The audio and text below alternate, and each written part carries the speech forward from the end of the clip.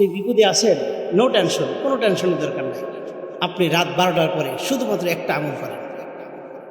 রাত 12টার পরে আপনি আমলটা করেন, আল্লাহ রাব্বুল আলামিনের 2টি নাম শুধু আপনি পাঠ করেন। আল্লাহ রাব্বুল আলামিন আপনার যত বড় বিপদ হোক না কেন, যত বড় বিপদ, যত বড় শত্রু হোক না কেন, আপনার শত্রুর কি অবস্থা হয় একটু দেখেন।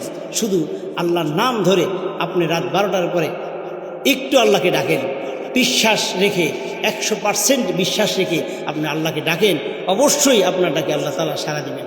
আল্লাহ রাব্বুল আলামিন তো বলেই দিয়েছেন সূরা আরাফের 179 নম্বর আয়াতে আল্লাহ তাআলা বলেন, ওয়ালিল্লাহিল আসমাউল হুসনা ফাদউহু বিহা, আমার অসংখ্য অগণিত গুণবাচক নাম আছে, তোমরা যেই নামে ডাকো আমি সেই নামে সাড়া দেব।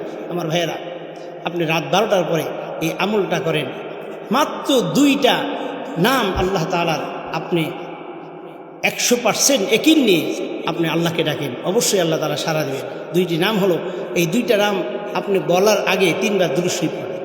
আমার রাসূল সাল্লাল্লাহু আলাইহি ওয়াসাল্লামের উপর আপনি 3বার দুরূদ শরীফ পাঠ করেন, এরপরে আপনি 2টা নাম শুধু জপেন। 2টা নাম কি? ইয়া কহারু, ইয়া হাফিজু।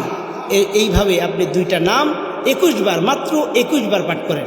দেখবেন প্রতিদিন আপনি আমল করতে থাকেন, যত বড় শত্রু হোক না কেন, যত বড় দুশ্মন হোক না কেন, আল্লাহ রাব্বুল আলামিন হয় আপনার দুশ্মন শত্রুকে আপনার পায়ের তলায় ফেলাই দিবে, অথবা আপনার শত্রু দুশ্মনকে ধ্বংস করে দিবেন, অর্থাৎ আপনার পথ ক্লিয়ার করে দিবেন। যত বড় বিপদ আপদ বালা মুসিবত হোক না কেন, আল্লাহ রাব্বুল আলামিন আপনাকে অবশ্যই সেখান থেকে মুক্তি করে দেবেন।